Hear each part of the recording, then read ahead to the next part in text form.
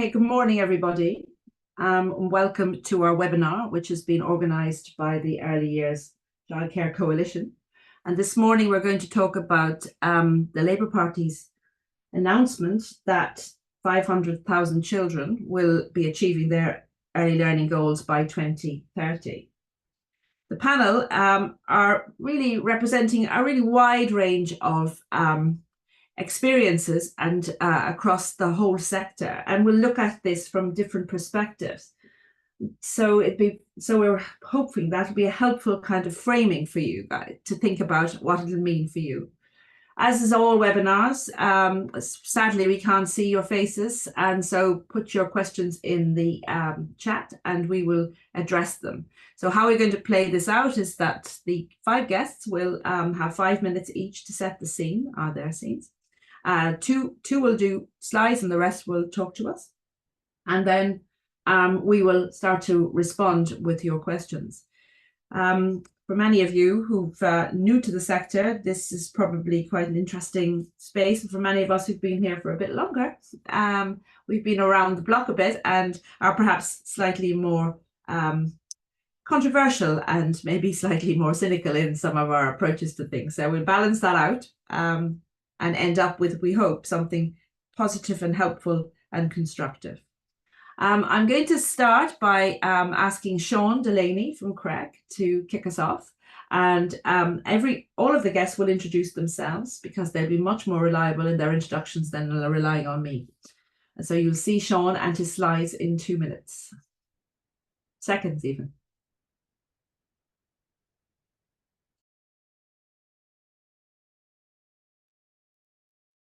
Good morning, everybody. Welcome. My name is Sean Delaney. I'm the Assistant Director at CREC, the Centre for Research in Early Childhood. And I'm going to kick things off this morning by talking to you. I'm going to unpack that ambition set out by the Labour government or the Labour Party last year and look at what it actually means and how you can possibly do it.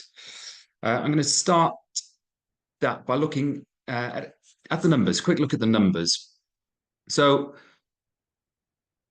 using the latest set of data that we have, which is the 22-23 early years foundation stage profile data, came out November last year, available on the government website. 2/3 of all 5-year-olds achieved a good level of development. So that's meeting expected levels across 12 of the 17 early learning goals. So that's 2/3 of just under 620,000 children. So in actual terms, that's 415,000 children achieved a good level of development in 22-23. So we roll that forward to 2030. What does that mean? Well, there's a falling birth rate, so we've got a smaller cohort size, around about 593,000. To hit 500,000 of those achieving a GLD, that's 84% of 5-year-olds that we'd need to have. So that's up from 67.2% to 84%. So from that original baseline, we're talking a 25% increase on those current figures. We're talking almost 100,000 children. So this isn't small fry. This isn't tinkering around the edges. This would be unprecedented. This is ambitious. This is bold. This is big. And I think we need to be clear that there is no silver bullet policy here that can do this. One policy alone cannot make it happen. And we need to think about a holistic early years set of policies. So what possible policy levers are there for improving child outcomes? Because this is what it's about, improving child outcomes. We need to be thinking about the child's journey from pre-birth through to that endpoint of reception, at the end of reception. So we need to be thinking about health, not just the child's health, but the mother's health as well. These things matter. Targeted earlier support in the form of family hubs is what we're currently kind of on the trajectory of implementing. Universal earlier support is more akin to that Sure Start approach of yesteryear. We have growing data around the impact of that Sure Start impact. Current policy announcement of the last government and continued through by this government has largely been around childcare access and funding and it's been shaped around the cost of childcare and making childcare cheaper. That is not the same as delivering policy to improve children's outcomes. This is not focused on quality. We need to think about how that can happen. We know that a more qualified, higher quality workforce is going to deliver and is able to deliver better outcomes. This is tied up with recruitment and retention. This is about having career pathways and not just funding for qualifications, but funding to employ those more highly qualified staff. We can't get away from the connection between poverty and poorer outcomes, and I'll come on to that a little bit more as well. There's also room for the intervention programs, curriculum programs, but we need to make sure that those aren't drawing the attention and being the supposed silver bullet policies and draw too much of the funding away from other areas, because we need that holistic look. And if it's not challenging enough already, I think I'd like to draw attention to the fact that the clock is ticking. Any child that's born today will be in that 2030 cohort.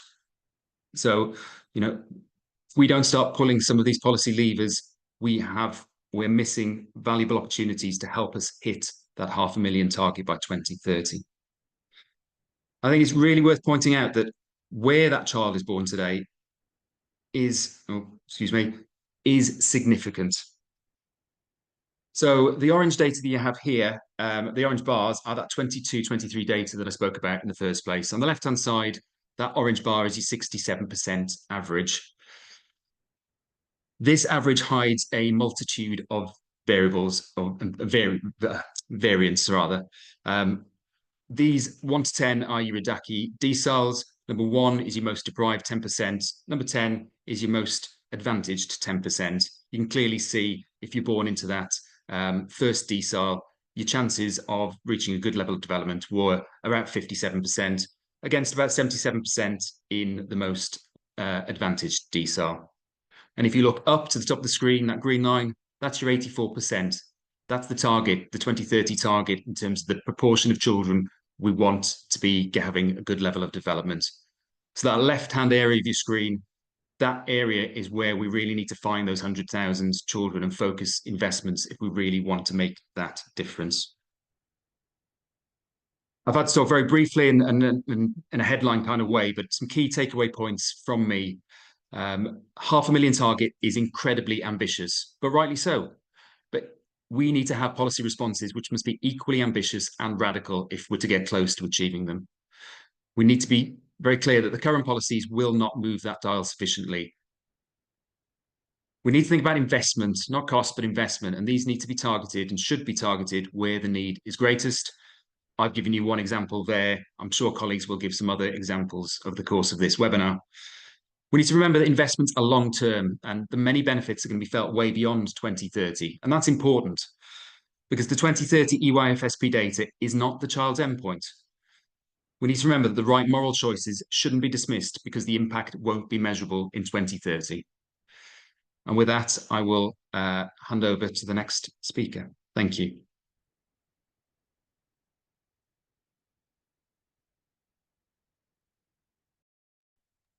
Thank you so much, Sean. That was a really good rounded start, actually, to set the scene. And I know everybody out there with a big cup of tea in their hands love a statistic. So that'll be a test at the end.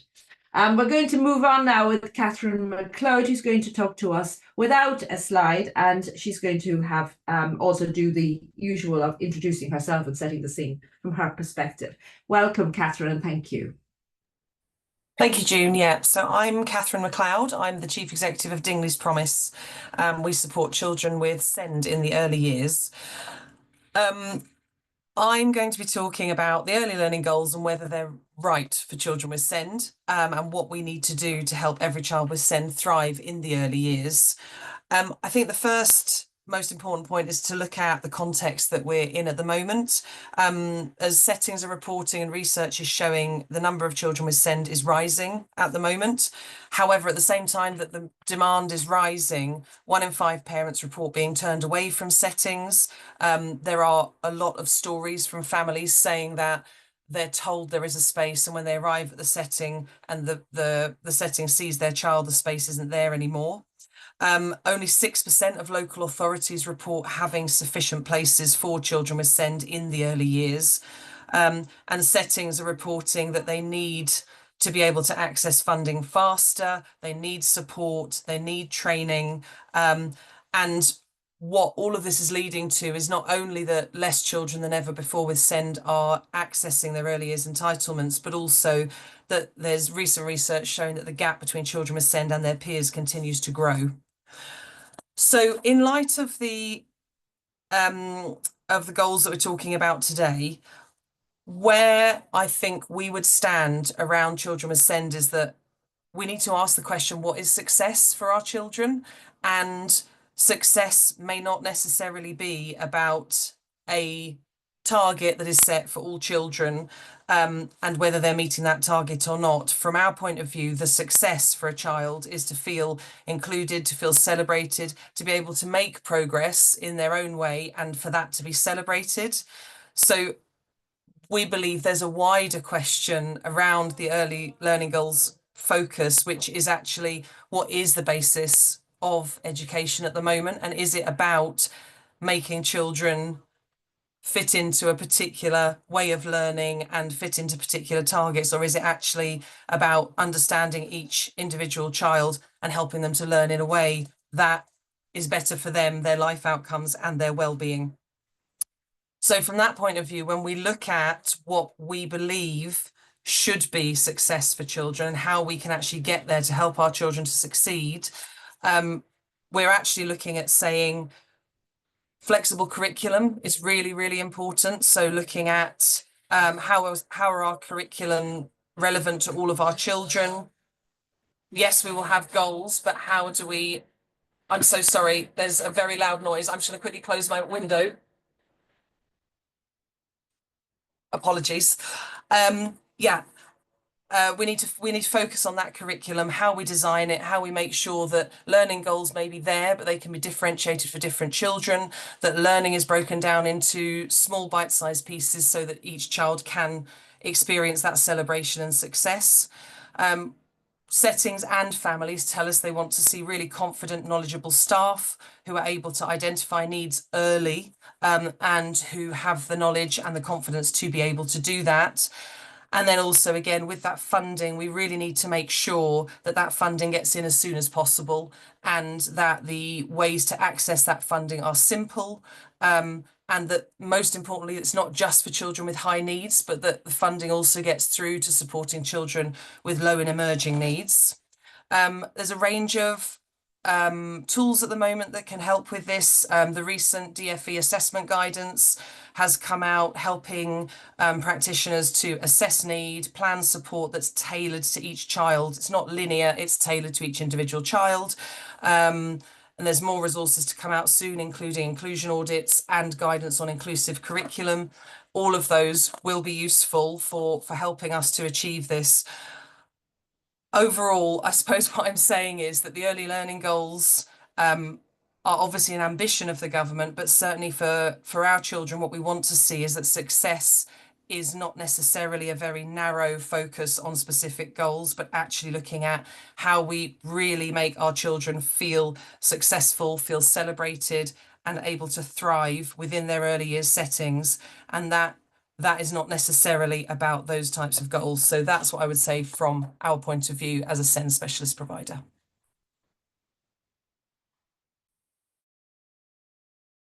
Thank you so much, Catherine. It's a sad state of affairs, and I think I'm sure Saudaa will reflect some of the stuff you just said in her daily experience as an area manager. But on that note, I will move us to our next guest, and that's Jane Harris.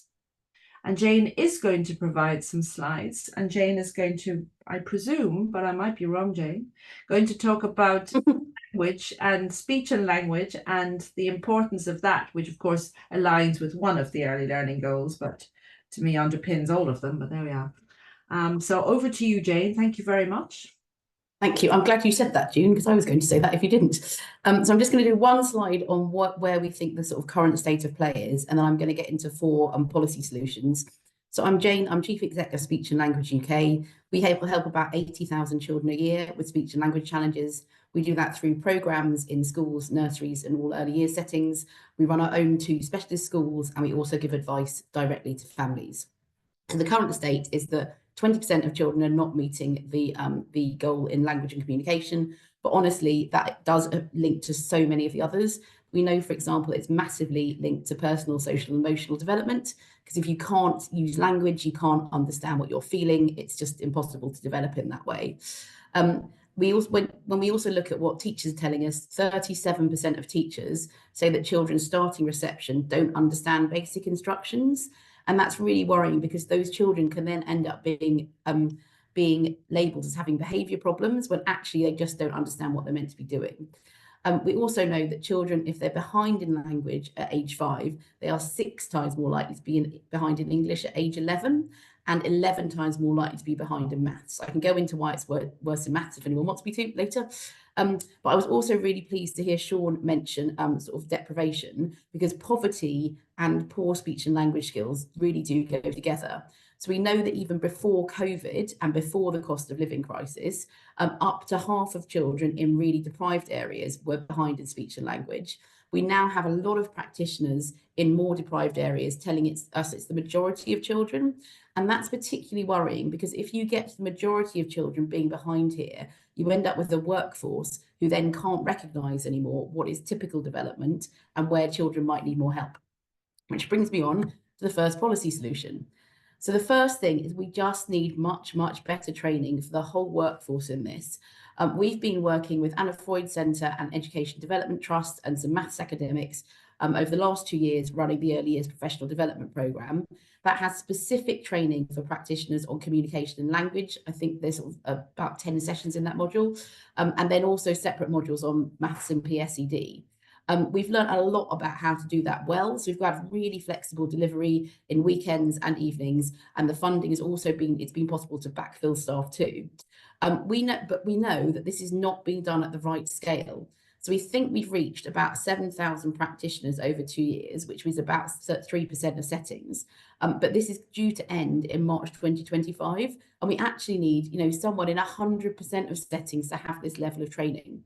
But also, going back to the point June made about retention, we've now got some evidence that this programme is helping to retain staff. So participants in the programme are saying that because they've boosted their skills, they are more excited about their jobs and they actually want to stay in the sector. So that's really, really exciting. But we need government to commit, not just to this programme, to a range of programmes, but commit to doing it at the right scale. 3% of sittings is not going to lead to that change that we all want. The second thing we think needs to happen is there needs to be a better way for settings to identify who needs extra support. So we obviously have the specific speech and language assessment that is part of the ELIM, though I have to say I've got a 3-year-old and I've never been offered a 2.5-year health visitor check. So that's interesting. So you have to have the workforce sufficiency in health visitors for that to work. But we also think that there's something simpler than that should be available for nurseries and childminders to use. As well as schools, because there's nothing at the moment. And if any of those settings at the moment want to assess a child's speech and language skills in depth, they have to go to a private company and pay commercial rates. So it's frankly a cost effectiveness argument for doing this instead of individual settings buying that.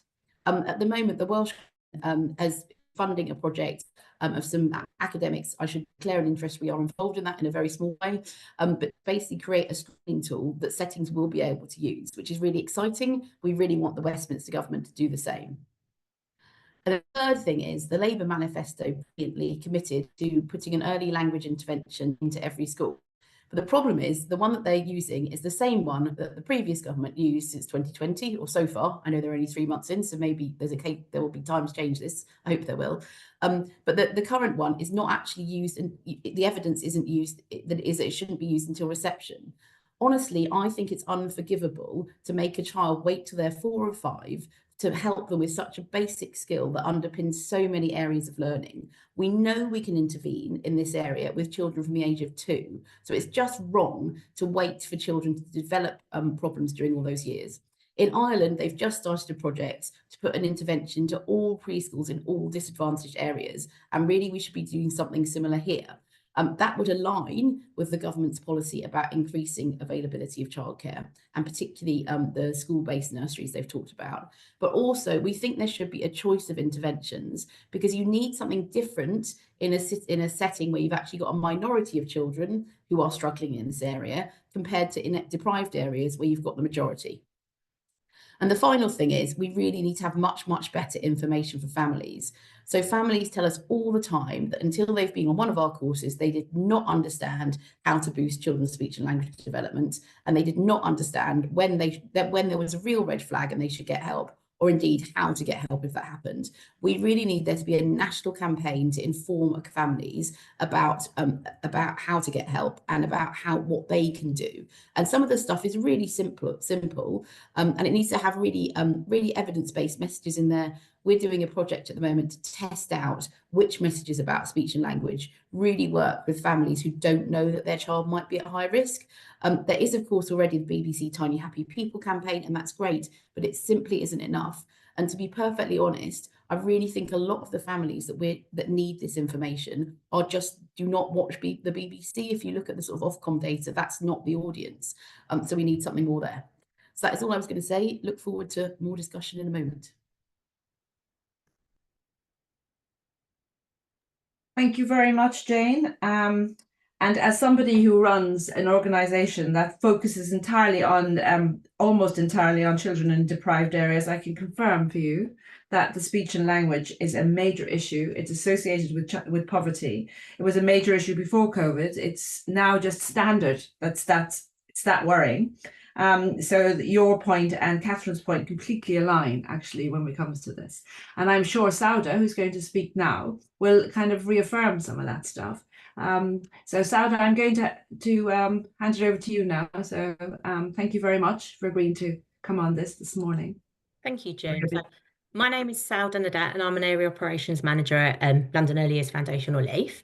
So we currently support over 4,000 children across London, and out of our 40 nurseries, around 77% of our nurseries are in areas of deprivation. So a lot of our families are vulnerable, our children are vulnerable. We have a really high proportion of children with SEND. We have families on low incomes. We also have families that typically earn a decent salary, but they just have no access to public recourse. So they are still essentially living in poverty. And a lot of our children, and now more than ever, they begin nursery and they're developmentally delayed, or they're not meeting those age and stage appropriate milestones. And it's something that the panel's already sort of discussed. And we really have to think about how we're going to support these children to catch up. And what is even catch up? Each child will progress differently, and their progression should be celebrated regardless. But the challenge is where more and more children are delayed in their development, and if we're to meet sort of Labour's target around 500,000 children by 2030, we have to consider, what does this look like and how are we going to support these children? And that's where I want to talk a little bit about pedagogy and kind of what that looks like in order to support us to do this. So thinking about pedagogy, we need to deliver that high quality education. We need to have that clear curriculum intent, a real clear focus. We have to understand what we want children to learn, how we're going to teach them. We need to be reflecting, evaluating, and then having that continuous cycle of improving what we already do and learning from what we know about our children and how those cohorts of children change as well. And also those the factors like the environment, COVID, things around us that really does impact our children and sort of what our children are facing. And we really have to consider that each of our children begin with us at a different starting point. They start life differently, they start nursery differently. And what is that journey for each child going to look like? So at LEYF, we do have our unique pedagogy with 7 strands, as we call them. And each of these strands, they're all interwoven. They're all equally as important as another. And they all of it is underpinned by theory, best practice, child development, equality, inclusion. We ensure that every child has that unique voice, that child is listened to, and we're able to meet that child's needs to the best of our abilities.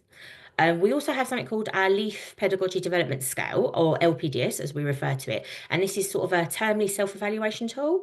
And our nursery teams are responsible for doing this. And we use this to kind of measure the impact we're having on children's learning and outcomes. So we identify trends, areas of development. So a couple of years ago, for example, we noticed that obesity was really on the rise in some of our nurseries. We had a lot of 4-year-olds arriving to nursery in buggies. We had children that weren't able to use bikes or even scooters. So we led quite a big action research project across 8 of our nurseries. And we looked at bikes. We looked at why they weren't being used, and we really identified how that was quite an important basic resource for children's learning. And actually, through using bikes, children were learning social skills. They were learning how to manage conflicts and come to that conflict resolution themselves. They were learning sharing, turn taking. And we also identified that a lot of the children didn't have the basic motor proficiency to be able to pedal a bike or even use a foot to move along a scooter. So there was a lot of physical delays in our children that unless we'd done this sort of deeper dive, we wouldn't have been able to identify. And through this, we've now sort of got a bike lending scheme in a lot of our nurseries, so we can encourage families to borrow a bike. A lot of these families can't afford a bike or don't have, live in accommodation where they can have those sort of resources. We also did quite a large project around boys, and we know research really does show us that boys learn differently to girls. So we had a look at sort of the 7 areas of learning. We looked at how we could deliver that through sort of a more creative and a fun approach so that our cohort boys could develop fine motor skills, emotional resilience, and sort of those other key areas. So really what I'm trying to say is that you need to have a really clear self-evaluation tool to measure impact on children's learning. So we are better equipped to support children to meet those developmental milestones and sort of achieve Labour's goal, a very ambitious goal that is. Another thing that I just wanted to mention is that at LEYF, we don't call our staff practitioners or educators, we call them teachers, because we believe they're teaching and educating young children. Our teachers really understand how children learn. They understand child development. They know how to scaffold children's learning. They're really skilled at sort of working with parents in partnership and building those really strong home learning links. And thinking about those early learning goals, is that what we want our children to meet? Is it a tick boxing exercise, or do we actually want our children to be independent, strong, confident, curious, kind, sociable? And these are sort of very much the life skills that our pedagogy promotes, because is it about meeting the early learning goals, or is it really about giving children sort of the best opportunities and the best start in life, which is always going to look different for every single child? Another thing that we consider really important, and I think that really needs to be considered, is around being really proactive rather than reactive to what children need. So with the new funding for the 9-month-old, we're seeing that increased demand for baby spaces. So it's more important now that we understand how babies learn and that baby development, because we know that is the key part of those formative years are so important for children as they grow. So I think, just in summary, if we're going to meet Labour's ambition of 500,000 children achieving their early learning goals, we really need to consider what this looks like through that pedagogical approach. And, are our Labour government just saying to us that we need to be getting children ready for school, or are we really thinking about what children need so they have the best start in life, really? Thank you. I'll hand back to June. Thank you, Saudaa. Thank you very much indeed. And finally, our final guest is Donna Thomas, and she is coming to us from a local authority perspective, which would be very interesting to round up this conversation and then start to address some of the questions that are coming through. So welcome, Donna, and thank you for giving up your time.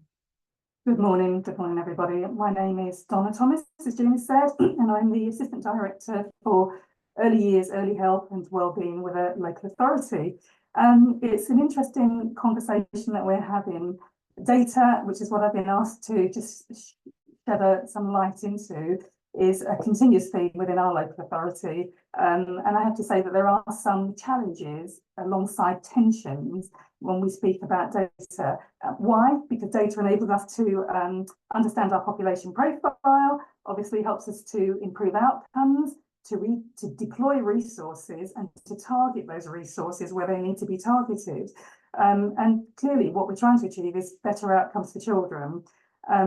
So, just thinking about any childcare or early education policy should not be separated from economic, housing, health or environmental policy. They're all connected, and therefore oftentimes the join up at the top of government doesn't enable the join up in local government, because these policies are actually separate, when actually they are very connected and should be viewed as being connected, because they are the wider determinants of health. So I just wanted to say that at the beginning. I also want to say that actually we have a wealth of data sets within the local authority, and that causes some tension, because pre-local authority commissioning, we had great data sets because they were coming from our acute trusts. They were coming from the local authority, and we were more joined up. Bring in at the time a move to public health commissioning, and then the moving to Public Health England, which I know doesn't exist anymore. It's the Health Authority. But when we think about what we had was robust data sets, and that in some ways, you know, that data is no longer robust because it's held in different places. And because it's held in different places, it's very difficult to pull that data together to give us some insight, consistent intelligence and consistent insight about what is happening locally. So colleagues have spoken about obesity data, they've spoken about wider determinants of health, those outcomes. We need that data in one place so that we can use it intelligently to inform our strategy corporately and not just in silos, one department. And what came out very clearly from our recent commission into affordable childcare was the independencies between employment, between housing, between environmental factors, because all of these things impact on the sustainability of our settings. Now, we know that, you know, in our local authority, our childcare sufficiency assessment, which is done every 2 years, in fact, we almost review it on an annual basis just to see what's happening locally. And we know that we've got surplus places, but those places are not sustainable, and they're not sustainable because of the workforce. You know, it's almost cheaper to work outside of childcare, and yet childcare is fundamental. It's the informative years where children are learning, where they're being taught, and so we need that workforce. We need a skilled workforce, but we need to understand more about the workforce, because we don't, because the sector is led by different organisations, which is right. We need a rich mix of organisations, but we just need to understand better what does that workforce look like locally, but also nationally, so that we can work together. Another colleague spoke about the publication that's taken place nationally, the adverts, but who is that aimed at? Is it aimed at the sector? Is it aimed at parents? We just need to be a little bit more joined up. So what are some of the data that we've got, and some of the rich data that we have access to? All the things that we've just been talking about now. So we understand our population to some degree. We understand immunisations, we understand live birth, we don't have any benchmark data around children with SEND, but we do understand those that are accessing SEND support, and those that then go on to have an education, health and care plan. But they almost come into the system before we understand the need, and it would be much richer to have some data so that we can plan for these children before they come into our system. We've got breastfeeding rates, but again, that's done by GP feeds into one system, one information system. So we get the information out quite late, and it's never robust. Government changes around information, where information is collected, who owns the information, who shares the information, how is that information shared, and when is it shared? And these are some of the challenges and the tensions that we're working with. We've got great academic information, great academic data, and that's usually because the local authority is central to that. So colleagues have talked about the good level of development, key stage 2 and above data, and we have a role in that. And interestingly, the local authority still has a role around moderation of key stage data, but the role around moderating the early years foundation stage profile as teacher assessments was removed. So there's a feeling that data set, great teachers are doing a fantastic job in the assessment, but if you're a new teacher and this is quite new to you, and you are not quite sure whether a child is achieving a secure secure in one of the goals, then you do require some support from the local authority, and you may call the local authority in. But the point I'm saying is, we no longer have a moderation role. So we can be called in and we can support, but we can't go in the same way that we used to. Why is that different for early years in comparison to Key Stage 2 and 4? I'll just leave that question there, park it, and not respond to it.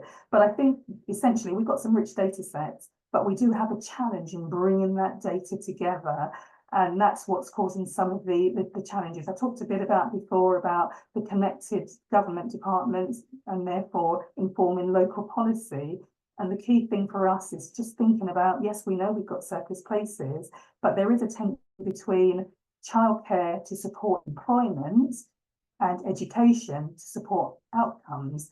And are we doing one or the other? Should we not be doing both if we're really wanting to change the trajectory for some of those children who are at risk of poor outcomes, to intervene early for those children where we understand those wider determinants of education, of outcomes, of well-being.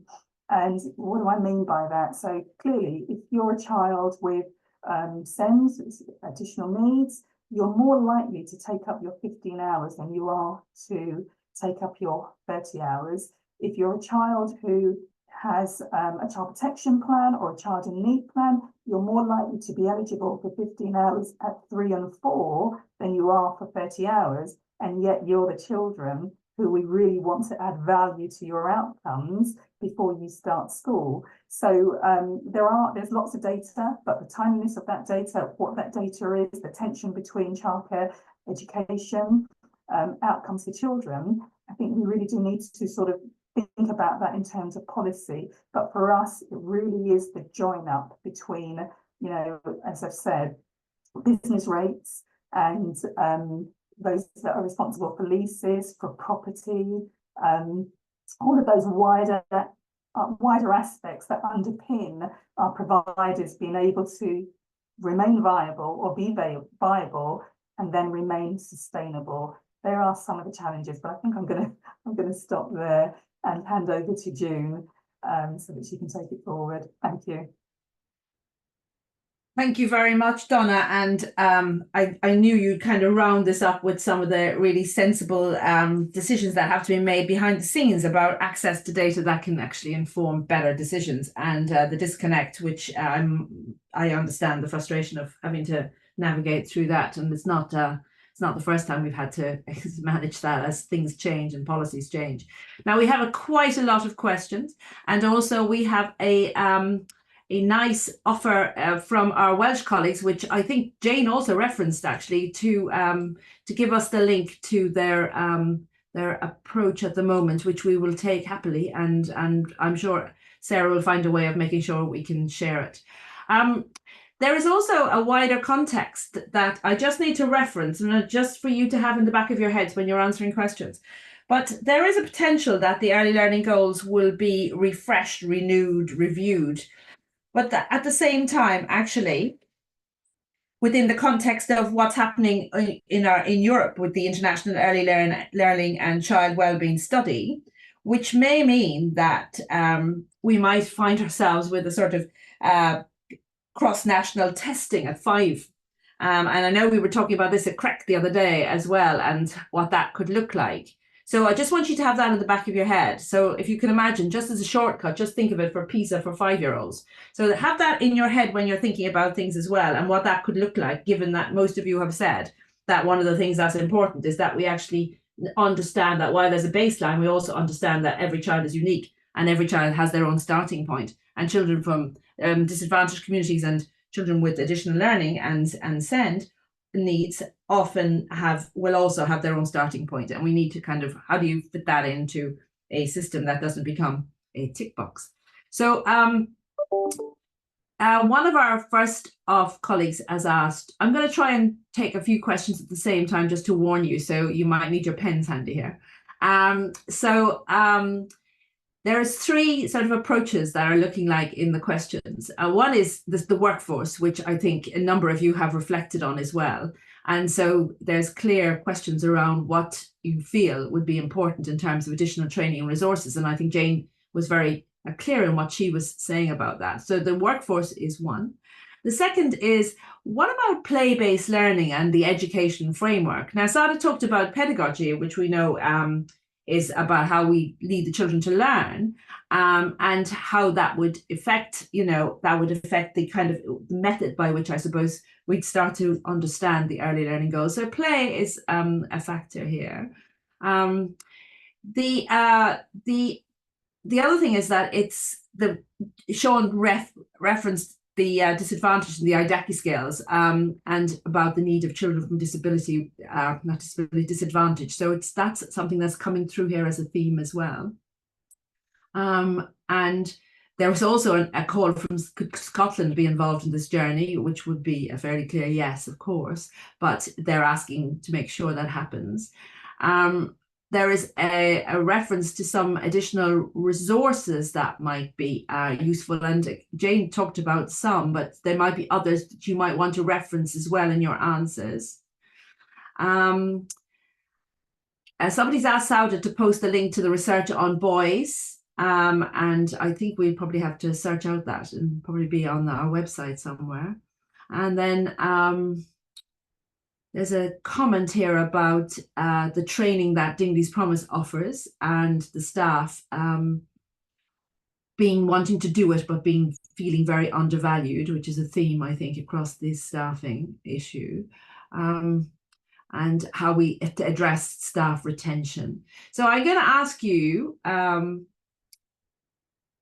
about, oh, hang on, there's one more has just come in, which is about the little 9-month-olds. And how can we ensure schools use their spare classrooms for them and really understand how best to meet their needs. So luckily I'm not answering a question, because that really gets me going. And also the concept of the ELG and beyond that, so life successes. So I guess I'm going to try and ask you a couple of these questions as I can, rolled up into one. They are flying now, these questions, they're flying. So the first question is, what training do you think that is very important to meet this goal? And please include apprentices in your answer. The second question is a little bit more about how do we help to address the issue of multidisciplinary and cross-sector approaches? What can we do to kind of get that really kicked off? Because there's a fear that the PVI will always get the blame for things going wrong, which we're kind of used to, or that the early years sector is always kind of the one that's the problem. Whereas I think a number of you have said you need more than one policy to actually resolve this. And then there's a question about the mechanism for gathering information for assessment that actually would help identify children's needs earlier, and then kind of plot out what we might do. And there's how do you manage interventions in early years settings, particularly with the challenge we have on staffing.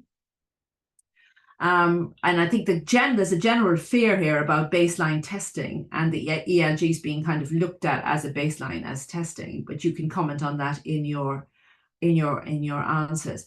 I have to stop I'm sorry, there's so many more questions coming in. I think we'll go with those and see where we come. So if each of you have a go at sort of weaving those questions into an answer of some level, and then I don't know what Sarah does about all these questions, whether we do a summary at the end or whatever, but let's go with that. So I'm going to start with Sean in the order you spoke, really, I guess. So Sean, you kick off. So prepare yourselves, people. It's coming down the line to you. Thanks, June. Well, I'm not going to try and cover all of those, but I just thought a couple of reflections based on some of those questions. I think the question about suitability of early learning goals for all children or particular cohorts of children is valid, and I think we've taken, or certainly I've taken it as today's conversation more about improving child outcomes per se, rather than meeting specific ELGs, because I think that could be a whole other webinar. And I think we're probably all agreed that that there needs to be and you've heard today, there needs to be a multi-policy, multidisciplinary approach to it. It's not just about childcare providers, PVI providers. And certainly they shouldn't be getting any blame as a sector for these statistics. But I think in terms of the workforce element, what we heard in Saudaa's 5 minutes was really enlightening, and I think is indication of what happens when you have trained, supported, confident, qualified workforce who implement quality improvement within their practice. And it's no use just saying we're a good or outstanding setting. Pretty much every single early years provider is a good or outstanding setting. I think we need to be asking, so what? It's what happens within each of those, and what difference do they all make? What difference can they make? And how do we support them doing that? And I think for me, since 2010, since the local authorities had that role of supporting quality removed from them, Ofsted being that sole arbiter of quality, we've lost that ability to work across the sector and with all providers to continue their quality journey rather than just intervene where settings are struggling or failing. So I think, somebody asked in the questions about how do we support settings, and I think returning to a developmental quality improvement process for all settings would be a benefit. And you've got to underpin that with the security of staff through qualifications and pay. Otherwise, we reference the retention problems. If we're constantly having to retrain or train new staff because our old staff are always leaving, then we're spending money we don't need to. And I'll stop there and pass to whoever the next victim on the list is. That would be Catherine. That would be me. Yeah, so much to say. I think I just wanted to pick up on the workforce focus that lots of people had asked about, and obviously understanding that, yes, on the one hand, settings as well as families are actively pushing for more training, but then at the same time, we have to make sure that training is really flexible, is really accessible. Ideally, training that can be broken down into bite-sized pieces, and maybe whole teams can go through it together in very small chunks, because otherwise we're really having issues with getting practitioners released from settings because people need to be in ratios due to the issues. I would reassure people that certainly, because there's some questions about the government plans, and I would say there is a workforce strategy in the offing. They've promised to do a workforce strategy. So, and I know they haven't had time to do things yet, but what I would say is, I was at the Labour conference the last few days, the attitude towards early years is markedly different, and it is mentioned at all points now. Usually when I'm in those kind of things, I'm always putting my hand up saying, and what about early years? However, this time it was front and centre. And so I know they need to take action, but what I would say is I think that they have a good understanding of what is needed. They're very focused on training, for one. They really recognise the lack of value placed on the early years workforce, and they really are focused on doing something about that through the strategy. So I think that we have, I dare not say this, I've got to be hopeful, otherwise I'll just stop working, but I do think we do have more hope coming through. And obviously from our point of view, we currently have 17,000 learners across England on our inclusion training, and we would certainly ask for SEND inclusion training to be mandatory across the sector, because people feel overwhelmed. They feel really overwhelmed by the things that they're working on, and our children deserve that best start, but we can't have that best start without a workforce that feels valued, feels knowledgeable, and feels confident. Thank you, Catherine. Jane, you're next up, but I'm just going to slightly divert you because there is one or two specific questions for you as well. One is about, could you say a little bit more about the comment you made about maths and the impact it has? And also there's a question about your interventions. Can't see who was asked it, but what is your understanding of the manageability of interventions in early year settings, particularly with staffing numbers? Which I think is also a point that Saudaa might pick up, because you have a live everyday experience of being in the setting, so you know exactly what that looks like. So so Jane, if you don't mind weaving those into your answers, that would be marvelous. Sure. And I'm sorry, I'm not sure I've picked up on all the questions. I had to go out because I had a Wi-Fi problem and the questions have disappeared from me. But anyway, I will do my best. So I think the first thing was there was something about maths, wasn't there? And the impact of language on that. Yeah. Sure. So one of the issues with maths is that quite a lot of the language is quite conceptual. So if you think about it, I'm going to hold up a cup. You can point to a cup with a child. You cannot point to a concept like a number or volume or that kind of thing, which is why it's just much, much harder for children who are struggling with language to then sort of adapt to adopt those kind of concepts. We have had a lot of success.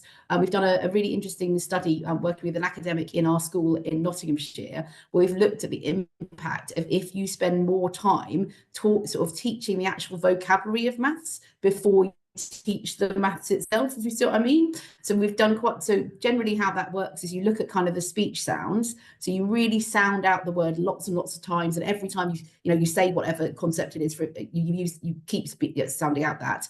But you also try to get children to understand when a word in maths might be very different.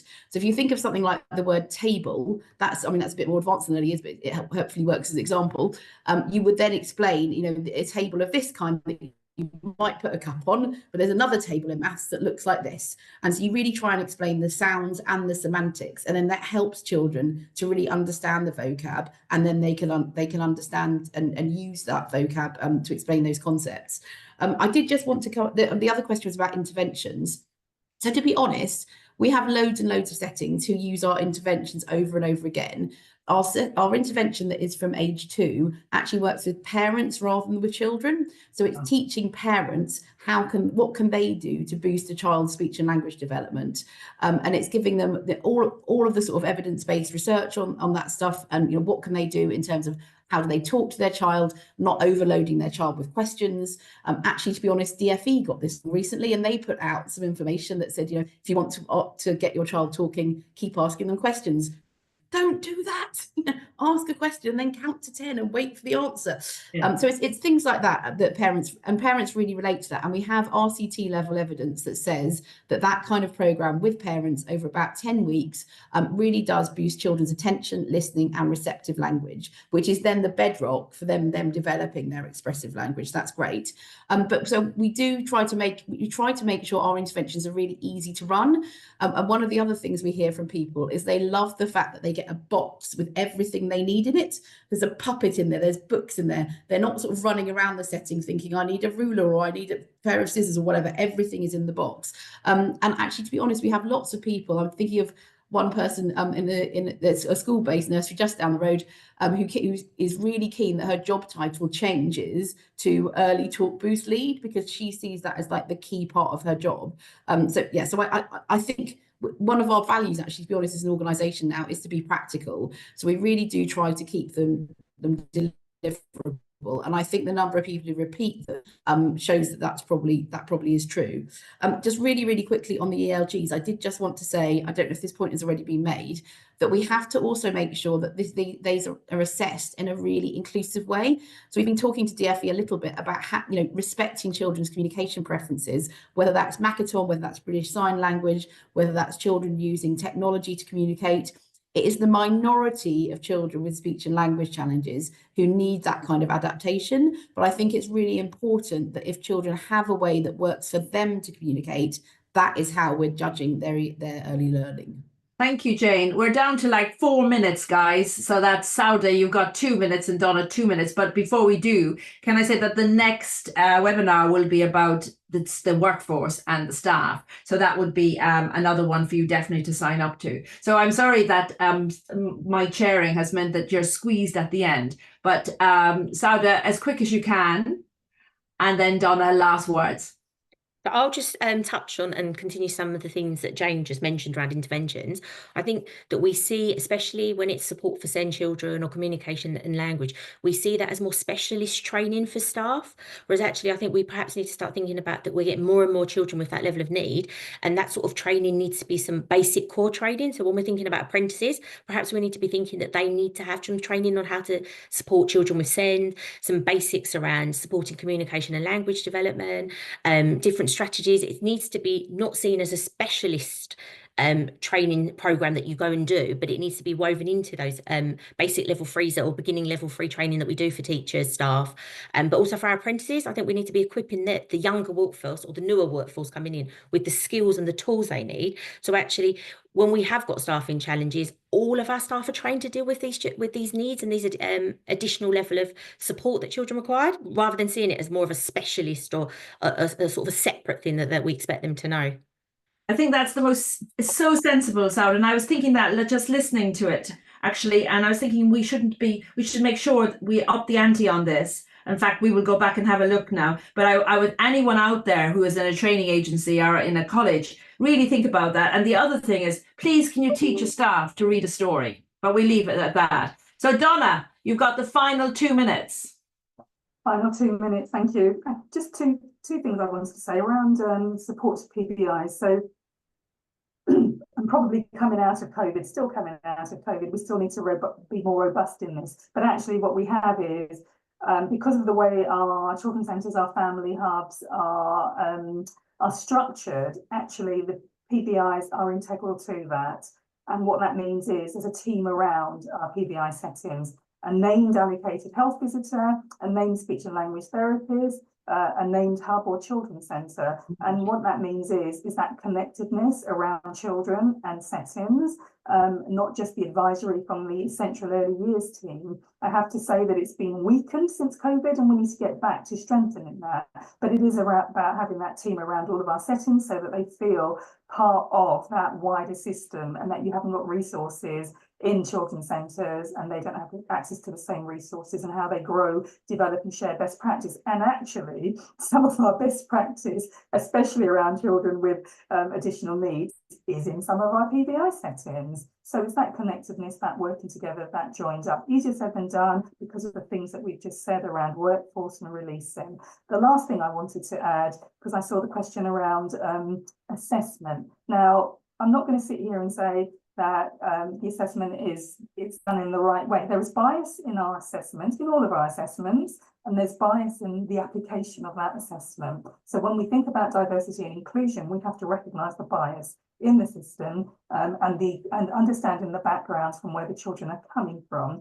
However, we did take the data, and the data is helpful in terms of giving us an understanding of what is happening locally, and therefore if they're scoring low in communication and language, we know we need to put some intervention in. Intervention for parents, intervention for settings, intervention for the wider system. However, what we did do with the data, and I think it's a really rich piece of work, is we broke it down into those environmental factors, those factors impacting the children's outcomes. And so taking those children that have historically and continue to score lower in our areas, we know who those children are, and the gap just increases. They make progress, but the gap just increases. So we started to drill down on some of those factors. Do these children have SEND?